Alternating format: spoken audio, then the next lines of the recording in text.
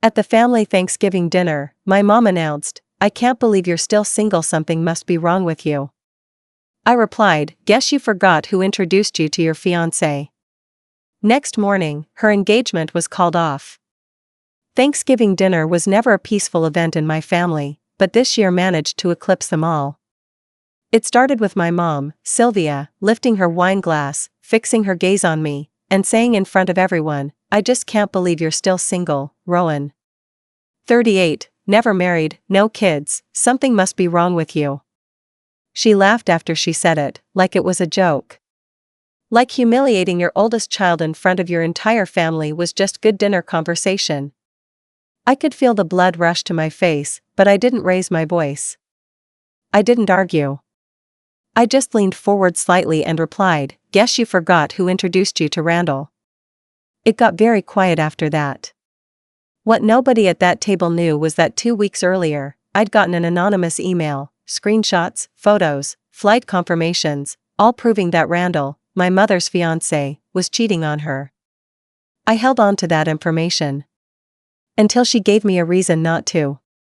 I'm not a confrontational person. I never have been. I keep my head down, I work, I make a modest living restoring and preserving historic buildings around Asheville, North Carolina. I live alone. I hike. I drink overpriced coffee and read too much news. My life isn't glamorous, but it's mine. Growing up, my mother always found ways to make me feel like that wasn't enough. She's a sharp woman, stylish, intelligent, socially graceful. But her words could slice skin. After my dad died, she got harder. Colder. I was 19. My younger brother, Miles, was 16. We were all grieving, but Sylvia turned grief into ambition. She reinvented herself. Started selling high-end real estate in Hendersonville. Joined community boards. Hosted fundraisers. Built a life of appearances. And behind closed doors, she pushed us, especially me, to keep up. When Miles got married at 29, she gave a speech at the rehearsal dinner and toasted to finally having a normal family structure again. Everyone laughed. I didn't. After every holiday, she'd send me home with a plate of leftovers and a reminder that a woman's biological clock doesn't wait forever. It was always that way. I was either not enough or too much. Too quiet. Too single. Too different. So when I met Randall through work, a soft-spoken man who loved Civil War-era architecture and had an impeccable memory for historical trivia, I thought, maybe, just maybe, he and my mother could be a match. I introduced them. I thought I was doing something good. And for a while, it looked like I had. They dated for almost a year before he proposed. She called me that night, giddy. She hadn't sounded that happy in years. I let myself feel proud. Like I'd finally done something she couldn't criticize. But then, 2 weeks before Thanksgiving, I got the email. It came from a burner account, no name, no context. Just a subject line, "Thought you should know what kind of man Randall is." And a string of attachments. I opened one photo. Then another. And another. At first, I couldn't believe it. It was Randall, all right, shirtless in a hotel mirror selfie. In another, he was in bed next to a woman who was definitely not my mom. The timestamps matched up with the weekends he told her he was on business in Atlanta. There were receipts, too. Room charges from a Hyatt downtown. 2 plane tickets booked in his name, one for him, one for a Marissa G. I didn't know her, but she showed up in at least 6 photos. I sat on that email for days. My first instinct wasn't to blow up her life. It was to protect her. I debated telling her privately. I even printed the emails out and put them in an envelope. But I never gave it to her. Something held me back. It wasn't just fear. It was exhaustion. Decades of being undermined, belittled, treated like an emotional punching bag. So when she said what she said at Thanksgiving, when she laughed while publicly framing me as some lonely, broken woman, something snapped. My words weren't loud. I didn't raise my voice or make a scene. But everyone at that table felt it. Especially Randall. His smile froze. His posture stiffened. He excused himself soon after, claiming he needed a breath of fresh air. My mother followed, confused. The rest of us sat in uncomfortable silence until I stood up, walked into the kitchen, and left the sealed envelope with the printouts on the counter. Then I left. I expected fallout, but I didn't expect it so fast. The next morning, at 6:15 a.m., my phone buzzed. It was a text from Miles. "WTF happened last night?" Mom said Randall ended the engagement. A few minutes later, a call from her. I let it go to voicemail. When I listened, her voice was ice cold. "You always find a way to ruin things," she said. "Even when something good finally happens for me, you destroy it." She didn't ask if the information was true. She didn't ask how I got it. She just accused. That told me everything I needed to know. She had read the envelope. She had seen the photos. She believed them. But rather than admit I'd protected her from a man who would have betrayed her in the most intimate way, she chose to see me as the threat. The saboteur. Typical Sylvia. I didn't reply. I didn't need to. Miles followed up later that day and said she was taking some time for herself and wasn't speaking to anyone. No details. Just silence. I assumed she'd spin some vague narrative for her friends and neighbors. Something about how it wasn't working out. Maybe that Randall had commitment issues or needed space. But I knew better. And so did she. Jenna, Miles's wife, sent me a short text that night. "Good for you. You shouldn't have had to stay quiet." That was the only validation I got from anyone. But it was enough. After Thanksgiving, I didn't go back to Hendersonville for a while. I needed distance, not just physically, but emotionally. The kind of space that helps you see things more clearly, without the noise of guilt or obligation clouding everything. I went back to work. Nothing dramatic. Just resumed my projects. I was restoring the facade of a late 1800s boarding house in Black Mountain at the time, tedious work, peeling back years of sloppy renovations to get to the original craftsmanship. In a strange way, it felt symbolic.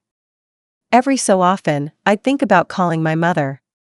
Not to apologize, but maybe to just check in.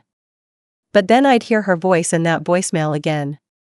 "You always find a way to ruin things." And I'd close the thought like a drawer that doesn't need to be opened right now. What surprised me, though, was how quickly the story spread in our family circle. About a week after Thanksgiving, I ran into my cousin Tasha at the local co-op. She was always neutral when it came to family drama. We chatted briefly near the produce section, small talk, mostly, but just as we were parting, she leaned in and said, "By the way, good on you. You did what had to be done." I blinked. "So you heard?" "Everyone's heard," she said with a wry smile. She's not saying it, but Aunt Sylvia's version doesn't make sense. People are piecing it together. Of course they were. Randall hadn't been exactly discreet, and the evidence was damning. But hearing someone say it out loud, knowing I wasn't crazy or spiteful or cruel, brought a strange kind of relief. Still, I didn't feel victorious. There was no high. Just a quiet acceptance. Like this was something that needed to happen, and now that it had, the dust just needed to settle. But Mom wasn't going to make that easy. She didn't reach out again, but she did start posting more on Facebook. Subtle digs. Inspirational quotes about letting go of toxic people, paired with photos of her arranging flowers or walking along the Blue Ridge Parkway alone.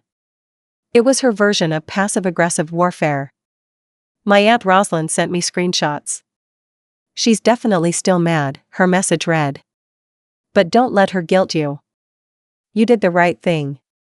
The funny thing is, I never told anyone else what was in that envelope. Not even Miles. People speculated, sure, but the specifics stayed between me, my mother, and Randall. I guess that's the part that really got to her. Control has always been her currency. The way she speaks, dresses, hosts, manages people and their perceptions, it's all about appearances. And I didn't just expose Randall. I exposed the fact that she didn't know. She didn't see it coming. And worse, she was blindsided by me, her eldest, her so-called disappointment. And yet, for once, I wasn't angry. I wasn't proud either. I just felt done. Like some emotional cord that had been tying me to her approval my whole life had finally snapped, but not in a way that left me in pieces. It was cleaner than that. And in that space, I started to breathe easier. 2 weeks later, a letter showed up in my mailbox. Not a text. Not an email. A letter. Handwritten, in a pale blue envelope with my full name spelled out in that perfect cursive she'd always prided herself on. I stood there in my entryway, coat still on, groceries at my feet, just staring at it. Eventually, I sat down and opened it. The letter was short. 3 paragraphs. No greeting, no dear Rowan. Just her words, neat and cold. I've had time to reflect. I understand now that what you did was your version of love. I don't agree with how you did it, and I don't know if I'll ever forgive the way you chose to humiliate me. But I recognize that I was wrong to say what I said to you at dinner. That line made me pause. You're not broken. I've treated you like you were because I didn't understand you. And maybe because I didn't want to. I'm not good at seeing things that don't look like what I expect. I've made peace with Randall's betrayal. I'm working on making peace with yours. And finally, I'm not ready to talk. But I wanted you to know that I heard you. No signature. No love, Mom. Just that. I reread it twice, then placed it back in the envelope and left it on the counter. It wasn't closure. Not really. But it was the first time in my adult life I'd ever seen my mother admit fault, even if it came wrapped in a cloak of resentment. And honestly? I'll take it.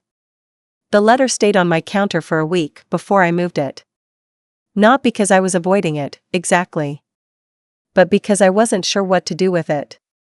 It wasn't an olive branch, not really. More like a white flag with barbs sewn into the fabric. A subtle admission paired with a refusal to give too much ground. But I couldn't stop thinking about one line in particular. I'm not good at seeing things that don't look like what I expect. That was probably the closest she'd ever come to saying, "You're not who I thought you'd be, and I punished you for it." I wasn't a lawyer, a mother, a wife, a polished reflection of her own values. I had lived my life in a way she didn't plan for. Quietly, outside of her script. And for that, I had spent years being treated like the cautionary tale. The good daughter makes the good marriage, the good money, the good decisions. I was the still figuring it out daughter. The one who made her clench her jaw and change the subject when friends asked what I was doing these days. But I had never betrayed her. Not until that dinner. I didn't reply to the letter. I didn't know how to. Part of me wanted to write back, something honest, something simple. Maybe even forgiving. But another part of me just didn't want to reopen the box. I'd spent so much of my life trying to earn her approval, only to be met with shallow compliments laced with criticism. I wasn't sure I could go back to pretending we were something we weren't. And maybe that's what she meant in her final line, "I heard you." She heard the silence I'd wrapped around that envelope. The deliberate, quiet way I let the truth unravel without fanfare. That was me saying, "I've had enough." Without yelling. Without dramatics. Just, enough. It was mid-December when Miles finally brought it up. We were on the phone, talking about holiday plans. Jenna's family had invited them to spend Christmas in Wilmington, and they were leaning toward it. I was quietly relieved. I hadn't even BFIRERMTO imagined Christmas with my mother after everything that happened. Then, just before we hung up, Miles said, "You know she's been asking about you." I was leaning against the kitchen sink, cradling my phone between my ear and shoulder, the kettle on behind me. I didn't answer right away. "She hasn't called me," I said eventually. "Yeah, well," he sighed. She keeps doing that thing where she asks how you are, and then pretends like she doesn't care about the answer. That sounded like her. Did she tell you anything? I asked. About Randall? No. About the envelope, maybe. But she didn't give me details. Just said there were things she needed to reevaluate. I could almost hear the air quotes in his voice. She's been different, he added. Like, quieter. I don't know. I think you shook her. I stared out the window. The sky was that soft, winter gray that never quite turns into snow. I thought about how long it had taken for someone in this family to shake her. To make her stop and look at herself, really look. I didn't feel proud. Just tired. I don't know if I want to talk to her, I said finally. Not yet. That's okay, he replied, and I was grateful he didn't push. She'll wait. She doesn't like it, but she will. By the time Christmas rolled around, I had made up my mind to stay in Asheville. A quiet holiday. Just me, a bottle of red wine, and the dog I'd recently started fostering, Milo, a 10-year-old beagle mix who snored like a diesel engine and followed me from room to room like a shadow. It was the first Christmas I spent alone in years, and surprisingly, it didn't feel lonely. It felt, still. Peaceful. I turned off my phone for most of the day. Avoided the noise. Skipped the guilt-laden group texts. I cooked dinner for one. I let Milo curl up beside me on the couch while I watched old holiday movies. It was the kind of day that would have made my mother gasp in horror. How could anyone willingly spend Christmas alone? But for me, it was exactly what I needed. When I turned my phone back on the next morning, I had 2 missed calls from her and a voicemail I didn't listen to. Not out of spite, but because I wasn't ready for whatever emotional gymnastics it might contain. Instead, I read the text she sent shortly after midnight. Merry Christmas. I hope you're warm, wherever you are. That was it. No drama. No subtle digs. Just a wish. It didn't undo anything. But it was something. A moment of softness, however brief. A few days later, Jenna called me. She and Miles had just gotten back from Wilmington, and she sounded tired. Happy, but tired. We talked for a while about nothing in particular, until she dropped her voice slightly and said, "So, your mom's thinking about selling the house." I blinked. The one in Hendersonville? Yeah. She said she doesn't want to be in that space anymore. Too many memories. I didn't ask if she meant memories of Randall, or of us growing up there. Maybe both. That house had always felt like a museum, polished, perfect, but cold. A space you lived in carefully. She's been cleaning it out, Jenna added. I helped her go through some of the boxes in the attic. She found your old yearbooks. I laughed softly. She probably critiqued my hairstyles. She actually didn't, Jenna said. She sat with them for a while. Didn't say much. Just looked at the photos. That image stuck with me. My mother, alone in that attic, flipping through pages of who I used to be. Maybe seeing, for the first time, how much she'd missed while trying to mold me into something else. I imagined her touching the edges of my senior photo, the one where I was wearing a green sweater she always said made me look washed out. Maybe she finally saw something different in that picture. Maybe she saw me. I didn't reach out when I heard she was selling the house. Maybe because part of me didn't believe she would. That house was her kingdom.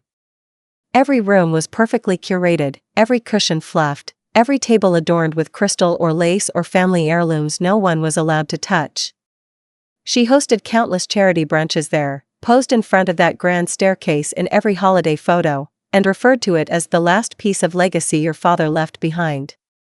But then Jenna sent me a photo. It was a shot of the driveway, my mother standing in the open garage, surrounded by cardboard boxes and folding tables, wearing old jeans and a fleece. Her hair was pulled back. No pearls. No makeup. She looked human. Something about that image stirred something in me. Not pity. Not forgiveness. But the undeniable realization that the Sylvia Blake I had spent my life dancing around no longer fully existed. Or maybe she'd just been chipped away, piece by piece, until she couldn't stand on the pedestal she built anymore. I didn't go help her pack. I wasn't ready for that. But I did do something else. About a week later, I was walking past a local cafe in Asheville when I saw Randall. He was sitting outside, alone, sipping coffee, scrolling through his phone like a man who didn't know anyone might recognize him. He looked smaller somehow. Deflated. For a second, I considered walking past. But then something in me shifted.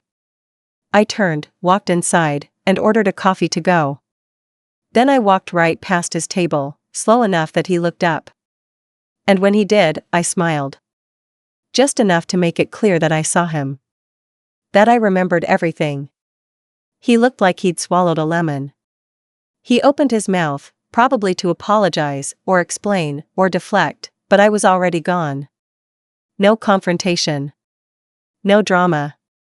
Just that expression on his face, the tight panic of a man realizing he'd been seen and couldn't spin his way out of it. That was enough for me. In early February, my mother moved into a much smaller bungalow on the edge of town. Nothing extravagant. 1 level, 2 bedrooms, a wraparound porch, and a garden that needed work. Jenna told me she bought it outright with the money from the Hendersonville house and called it a clean slate. We still hadn't spoken directly since the letter. But then one afternoon, I came home from work to find a small box sitting on my porch.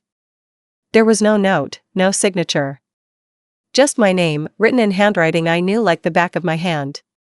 Inside the box was an old photo of my father, holding me in his lap when I was maybe 6 or 7. He was laughing. I was mid-blink, squinting in the sun. I remembered that day, some picnic we'd driven out to in the Smokies, just the 3 of us before Miles was born. My mother had taken the photo. Underneath the photo was a key. Just a simple silver house key on a blank tag. I didn't call her. I didn't need to. I knew what it meant. Not an invitation to move in, obviously. But maybe to come over. To start something new, on neutral ground. Without the ghosts of polished china and bitter traditions hovering over us.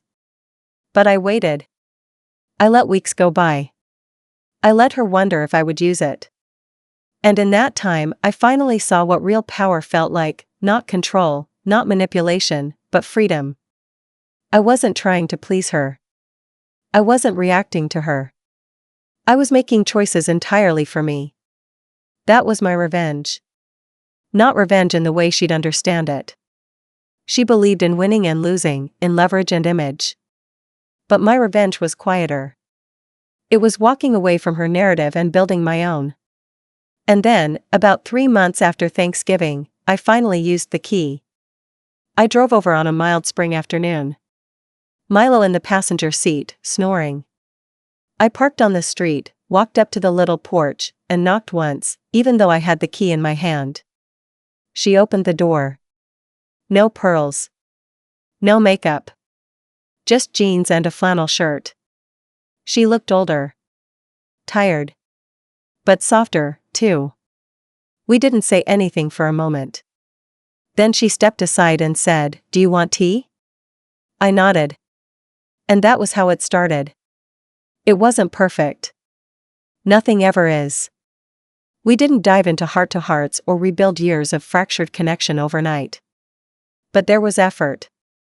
She stopped asking about marriage. Stopped trying to fold me into her expectations. She talked more like a person and less like a PR rep for our family image. And I let myself be seen, not as a disappointment, not as a project, but as her daughter. Just her daughter. Sometimes the best revenge isn't watching someone suffer. It's showing them what it feels like to lose access to you. To your loyalty. Your silence. Your willingness to smooth things over. And then, if they're lucky, they get a second chance, not to fix what they broke, but to try again with a different lens. One where they see you clearly. And this time, I think she finally does.